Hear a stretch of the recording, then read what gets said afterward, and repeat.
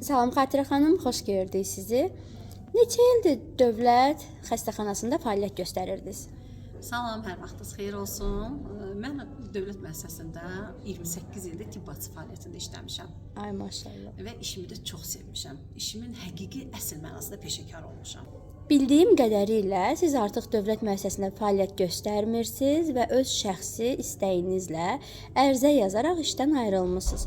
28 il fəaliyyət göstərdiyiniz bir dövlət müəssisəsindən hansı səbəbdən ayrıldınız? Sizin gərək o qədər yüksək bir səbəbiniz ola ki, ayrıla biləsiniz. Səbəbim çox böyük idi. 28 il ərzində çalışmağıma baxmayaraq, işimi gözəl görməyimə və böyük bir kollektivdə hörmət qazanmaq.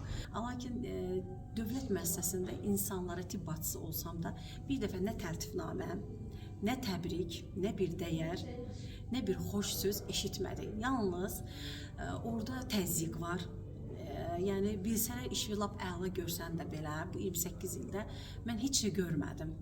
Xəstələrimin də yeri gəlmişkən maksimum bildiyimin artıqlamasından da qayğılarını çəkdim. Amma orada o hörmət, o izzət, o qayğı qətiyyən yoxdur.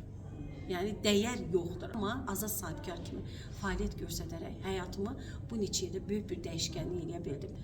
Yəni orada gördüyüm dəyərlə qurduğum bu biznesdəki olduğu dəyərin arasında dağlar qədər fərq var. Həm hörmət var, həm diqqət var, həm qayğı var, həm sevgi var, həm də ki böyük bir necə deyim, ailə, böyük bir kollektiv, tanımadığımız insanlarla xoş ünsiyyət, mehribançılıq görürük burada. Amma orada aqressiya, ego, yəni o deyildir. Mənim istədiyim şikayətlər, narazı kütlənin içərisində işləyirdim. Maaşından narazı, kreditlərdən, borclardan narazı insanların içində boğulurdum. Yəni demotivasiya. İndi isə qazanan xanımların ətrafında olmaq, komandamızda çox güclü liderlər, çox güclü bəndlərin sizin ətrafınızda olmağı sizin üçün elə böyük motivasiyadır.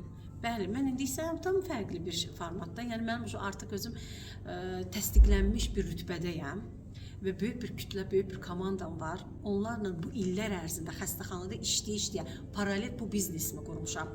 Yəni oradan çıxıb birbaşa gəlməmişəm. Təsəvvürə gətirin ki, 10 il ərzində 2014-cü ildən 2024-cü ilə qədər xəstəxanada qazandığım qazancımı hesabladım maaş olaraq. Mənim 50.000 manat gəlirim olmayıbdır. Bir dövlət müəssisəsində 10 il ərzində 50.000 yəni maaşları hesablasan, mən heç bir ev də ala bilməzdim. Təbii ki. Yəni onun üçün də bu illər ərzində özümə bir azad biznes, maddi azadlıq axtardığım üçün öz şəxsi biznesimi qurmaq qərarına gəlmişdim və bunu da bacardım. Və işdən çıxmağımın əsas səbəbi də oldu ki, yəni orada gördüyüm dəyərlə qurduğum bu biznesdəki olduğu dəyərin arasında dağlar qədər fərq var. Ona görə də qərarımı konkret verərək işdən özümü azad etdim, öz istəyimlə və bu günləri böyük bir maddi azadlığım var və böyük bir strukturum var. Mən o 10 il ərzində, o 50.000-ə mən nə ev almazdım, amma mən 2 ev aldım, 2 maşın da aldım və öz büdcəmlə də çoxlu səyahətlər də etdim. Bunu hər kəs bilir zaten. Yəni həqiqətən də bu iş tam bir bambaşqadır. Uğurlar sizə. Təşəkkür edirəm.